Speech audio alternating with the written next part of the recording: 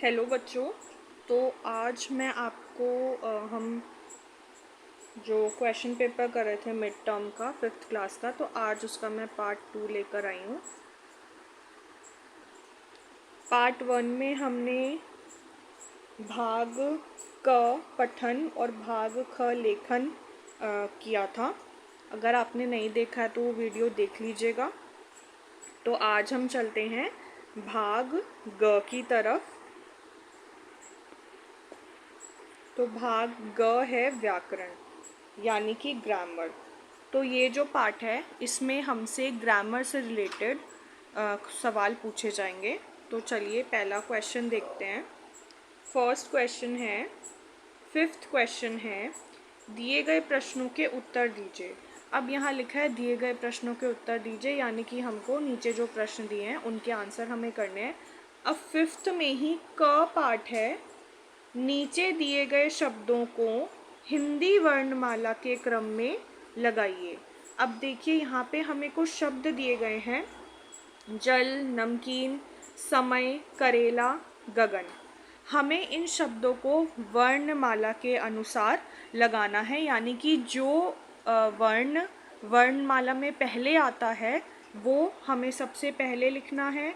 जो दूसरे नंबर पे आएगा, यानी कि जो उसके बाद जो वर्ण आता है वो इस तरीके से हमको लिखना है।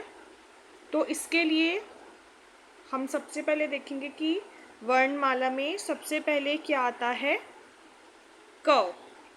क्या यहाँ पे क से शुरू होने वाला कोई शब्द है? जी, यहाँ पर है करेला। तो सबसे पहले आएगा करेला। क के बाद ख, ग, घ, अणा खाली, च, ग से यहाँ पर है क, ख, ग से है गगन। तो ग से यहाँ पर आ जाएगा गगन, दूसरे नंबर पर आ जाएगा गगन। उसके बाद ग, घ, अणा खाली, च, छ, ज। अब ज से यहाँ पर है जल, तो तीसरे नंबर पर आ जाएगा जल। ज, झ, अणा खाली, ट, ठ, ड, ढ, ण, त, थ, द, ध, न। अब उसके बाद है न से नमकीन, तो यहाँ हम लिख देंगे नमकीन। नमकीन के बाद न, प, फ, ब, भ, म, य, र, ल, व, श, स। तो अब यहाँ पर स से है समय।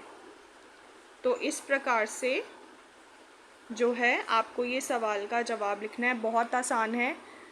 वर्णमाला के हिसाब से हमें लिखना है। सबसे पहले क से करेला, ग से गगन, ज से जल, न से नमकीन, स से समय। शब्दों को हमने वर्णमाला के अक्षरों के हिसाब से हमने लगा दिया। नेक्स्ट क्वेश्चन की तरफ चलते हैं। रेखांकित शब्द का विपरीत अर्थ रिक्त स्थान में भरिए। रेखांकित यानी कि जिस शब्द पे रेखांकित, जो शब्द अंडरलाइन है, जिसके नीचे रेखा है, उसका विपरीत अर्थ यानी कि उल्टे अर्थ वाला शब्द हमको लिखना है। इस जटिल समस्या का हल बहुत डैश है। जटिल, जटिल के नीचे लाइन है, यानी कि जटिल का हमें उल्टा शब्द लिखना है जिसका अर्थ इसका उल्टा हो। तो जटिल का मतलब होता है मुश्किल, मुश्किल का उल्टा क्या हो जाएगा, आसान। तो यहाँ पर आप आसान भी लिख सकते हैं, आसान या सरल। आप आसान या सरल में से कुछ भी लिख सकते हैं। इस जटिल समस्या का हल बहुत आसान है, या फिर इस जटिल समस्या का हल बहुत सरल है। आप दोनों में से कोई भी एक लिख सकते हैं। ग है, विशेषण शब्द पर गोला लगाइए। अब नीचे हमें एक वाक्य दिया हुआ है, उसमें से हमें विशेषण शब्द ढूंढकर उस पर गोला लगाना है। तो विशेषण शब्द को ढूंढने के लिए सबसे पहले हमें पता होना चाहिए कि विशेषण शब्द होता क्या है। तो जो भी शब्द संज्ञा या सर्वनाम की विशेषता बताते हैं वो होते हैं विशेषण शब्द। यहाँ पर देखिए, अगर इस वाक्य में हम देखें कि संज्ञा कौन कौन से हैं, तो सबसे पहले गांव एक संज्ञा है, क्योंकि गांव क्या है, एक स्थान है। उसके बाद मैदान, मैदान भी एक संज्ञा है क्योंकि एक स्थान है। वस्तु, व्यक्ति, प्राणी, स्थान का नाम बताने वाले शब्द संज्ञा होते हैं। गांव और मैदान स्थान है यानी कि संज्ञा शब्द है। अब गांव की विशेषता कोई शब्द नहीं बता रहा है, लेकिन मैदान की विशेषता क्या है कि वो बहुत चौड़ा है। तो यानी कि चौड़ा जो शब्द है वो विशेषण शब्द है, क्योंकि वो संज्ञा शब्द मैदान की विशेषता बता रहा है। तो चौड़ा को हमने इस तरीके से, चौड़ा पर हमें गोला लगा देना है। अगला सवाल है, फूल का एक समानार्थी शब्द लिखिए। समानार्थी शब्द का मतलब होता है समान अर्थ वाला, यानी कि जिसका मतलब समान हो। यानी कि फूल का समानार्थी शब्द, वो शब्द हमें बताना है जिसका अर्थ भी फूल ही हो। तो फूल के समानार्थी शब्द कुछ इस प्रकार से हैं। कुसुम, कुसुम का अर्थ भी फूल होता है। सुमन, सुमन का अर्थ भी फूल होता है। और पुष्प, पुष्प का अर्थ भी फूल होता है। तो इनमें से कोई सा भी एक शब्द आप यहाँ लिख देंगे तो वही इसका सही उत्तर होगा। इसके बाद अगला प्रश्न है, शुद्ध वर्तनी वाले शब्द पर गोला लगाइए। शुद्ध वर्तनी का मतलब होता है कि जिसकी वर्तनी बिल्कुल शुद्ध है, जिसकी स्पेलिंग बिल्कुल सही है, जो कि सही प्रकार से लिखा गया है, जिसमें कोई गलती नहीं है। तो यहाँ पर हमें दो शब्द दिए गए हैं, आँख और मंत्री। आँख और मंत्री में से मंत्री जो है वो शुद्ध वर्तनी वाला शब्द है। मंत्री सही प्रकार से लिखा गया है, क्योंकि आँख गलत लिखा है। आँख पर इस तरह से चंद्र बिंदु लगाया जाता है, जो कि इस पर नहीं लगा हुआ है। तो हम मंत्री पर गोला लगा देंगे। अब अगले सवाल की तरफ चलते हैं। छठा प्रश्न है, नीचे दिए गए प्रश्नों के उत्तर दीजिए। क, नीचे दिए गए मुहावरे का अर्थ लिखिए। अब नीचे हमें एक मुहावरा दिया गया है जिसका अर्थ हमें लिखना है। मुहावरा है होश उड़ना। तो होश उड़ने का मतलब क्या होता है कि जब अचानक से कोई चीज़ हो और हमें समझ ना आए, हम एकदम से चौंक जाएं या घबरा जाएं, तो उसको कहते हैं होश उड़ना। तो इसका अर्थ हम क्या लिख सकते हैं, घबरा जाना या फिर चौंक जाना। जैसे कि पुलिस को देखकर चोर के होश उड़ गए, बिल्ली को देखकर चूहे के होश उड़ गए। यहाँ पे हमें केवल अर्थ ही लिखना है, तो यहाँ हम अर्थ ही लिखेंगे। अगर किसी प्रश्न में बोला हो कि उत्तर लिखने के बाद उससे एक वाक्य भी बनाना है, तो फिर आप उसमें वाक्य भी बना देंगे। अब ग है, क्रिया शब्द पर गोला लगाइए। इससे पहले हमने विशेषण शब्द पर गोला लगाया था, अब हमें क्रिया शब्द पर गोला लगाने के लिए बोला जा रहा है। तो पहले हमें समझना होगा कि क्रिया शब्द होते क्या हैं। तो वे शब्द जिससे किसी काम के होने का पता चले, कोई एक्शन होने का पता चले, वो क्रिया शब्द होते हैं। साधारण भाषा में कहें तो काम वाले जो शब्द हैं वो क्रिया शब्द हैं। जैसे चलना, उठना, बैठना, देखना, सोना, खाना, जिसमें कोई ना कोई काम हो रहा है वो क्रिया का शब्द है। तो यहाँ है, शेर हिरण के पीछे तेजी से भागा। अब इसके अंदर क्रिया शब्द कौन सा है, इसमें क्रिया शब्द है भागा, क्योंकि भागना एक क्रिया है, एक एक्शन है। अगला सवाल है, दिए गए वाक्य के लिए एक शब्द लिखिए। एक शब्द, अब यहाँ एक सेंटेंस दिया गया है तो हमें उसको रिड्यूस करके एक शब्द में उसका मतलब हमको लिखना है। सप्ताह में एक बार होने वाला, यानी जो चीज़ सप्ताह में एक बार हो, हफ्ते में एक बार हो, उसको क्या बोलते हैं, तो उसको कहते हैं साप्ताहिक। साप्ताहिक।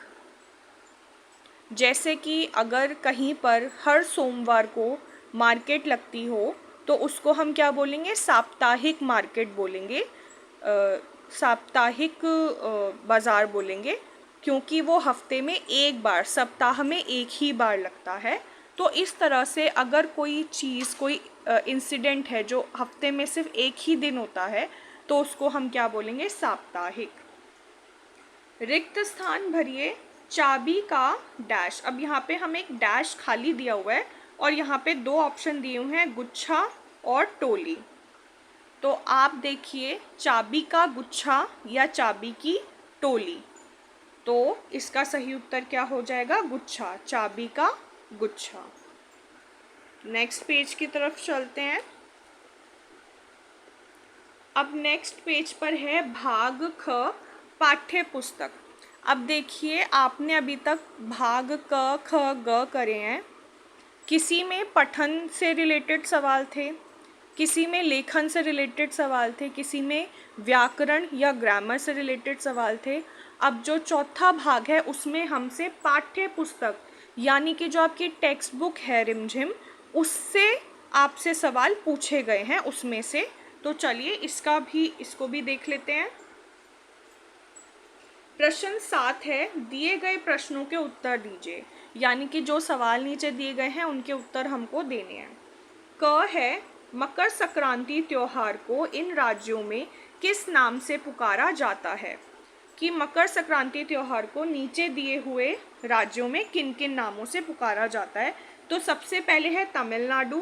तमिलनाडु में इसको पोंगल बोला जाता है, तो आप तमिलनाडु के आगे लिखेंगे पोंगल, यहाँ पर आप लिखेंगे पोंगल। फिर झारखंड, झारखंड में इसको बोला जाता है सरहुल, तो झारखंड के आगे आप लिख देंगे सरहुल। ओके। इसके अलावा भी और भी राज्यों में मकर संक्रांति को क्या क्या बोला जाता है वो भी आप याद कर लीजिए, इम्पॉर्टेंट है, पेपर में आ सकता है। ख है, दिया गया वाक्य किसने और किससे कहा था। नीचे हमें एक सेंटेंस दिया गया है, हमें बताना है कि ये सेंटेंस किसने बोला है और किसको बोला है। बेवकूफ़ खड़ा हो, हुजूरे आला के सामने बैठने की जुर्रत कैसे की तूने, झुककर इन्हें सलाम कर। तो ये आपकी पाठ्य पुस्तक का जो पाठ है नन्हा फनकार, उसका एक सेंटेंस है।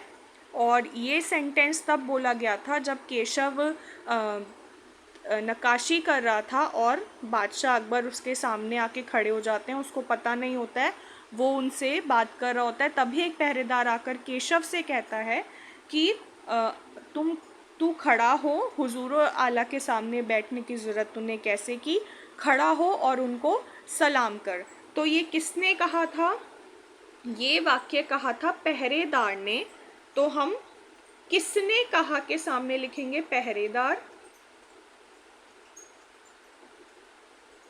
और किस से कहा, तो पहरेदार ने किसको ये बोला, किससे बोला, केशव से, तो उसके आगे हम लिख देंगे केशव।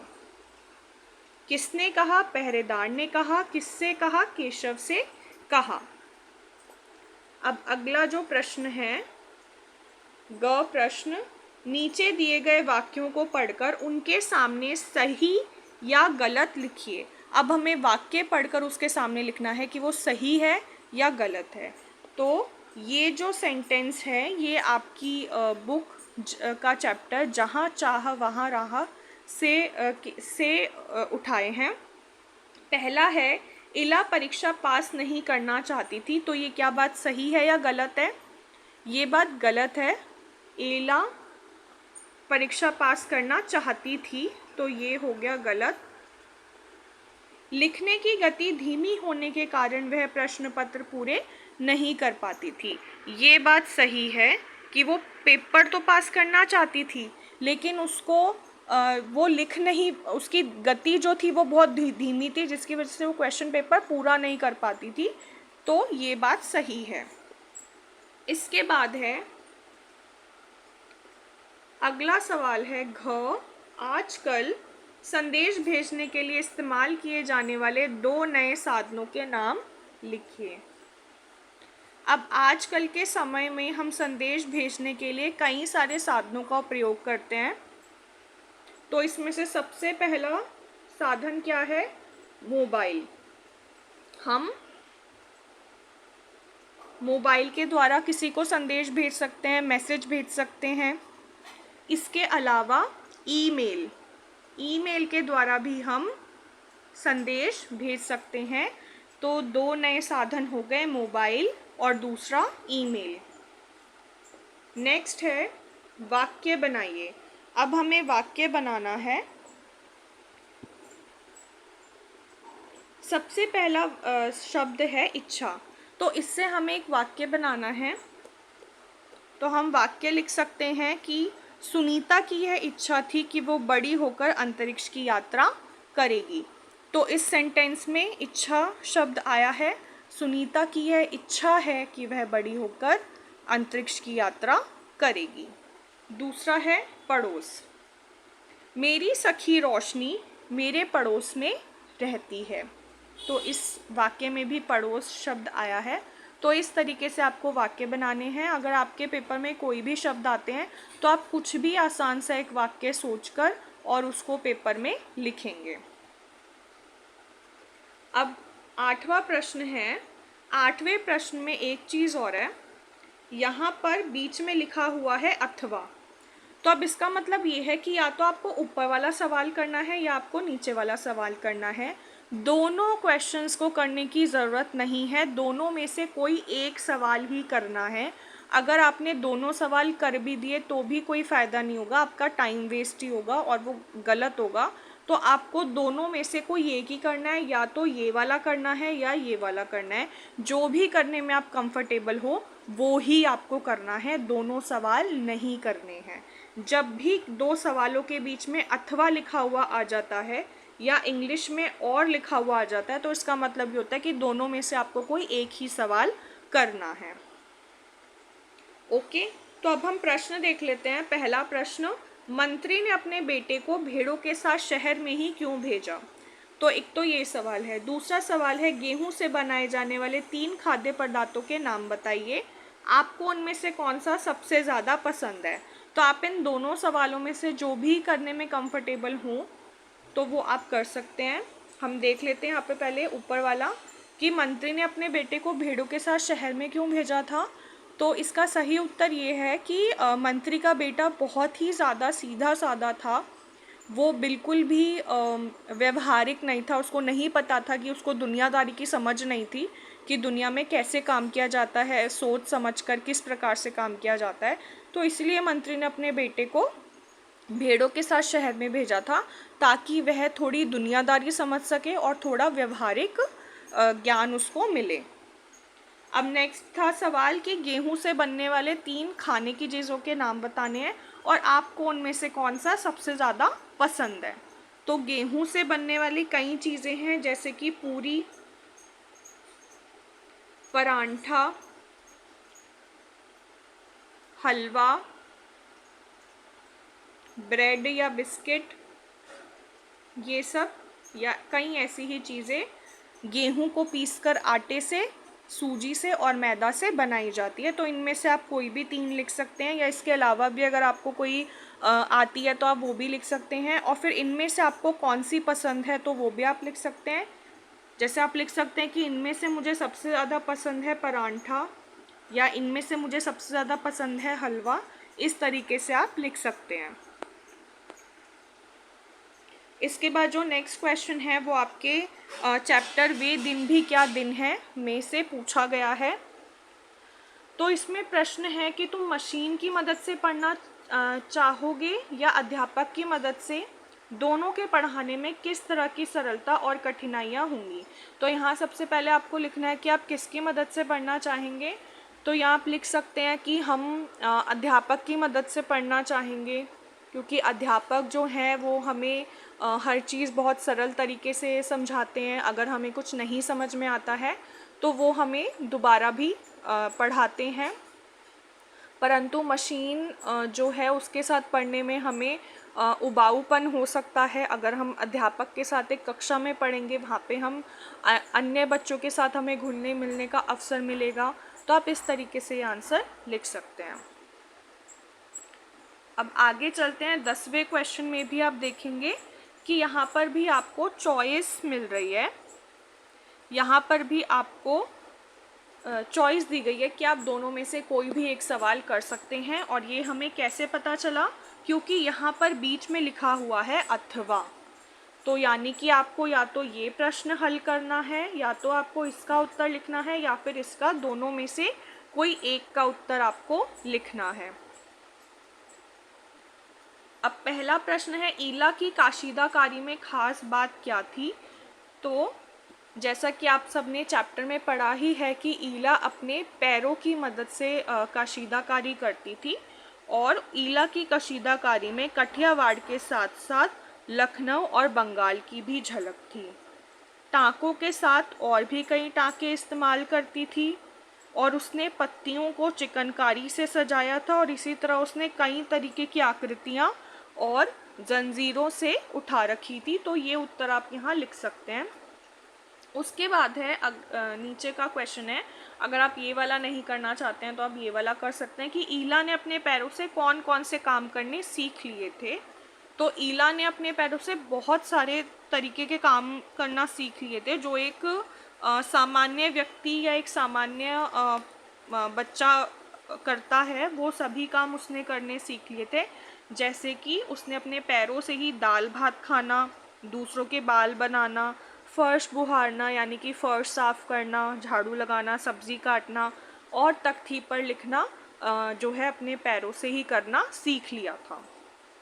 तो ये आपका पूरा क्वेश्चन पेपर था। और आप देख सकते हैं कि इसके अंदर चारों ही प्रकार के आपको 4 भाग हैं। और चारों भागों में आपसे पठन यानी कि पढ़ने से रिलेटेड, लिखने से रिलेटेड, व्याकरण से और पाठ्य पुस्तक से रिलेटेड सवाल आपसे पूछे गए हैं। और बहुत ही आसान क्वेश्चन पेपर है। आप इसी तरीके से अपने इसी के हिसाब से आप अपने हिंदी की प्रैक्टिस कीजिए।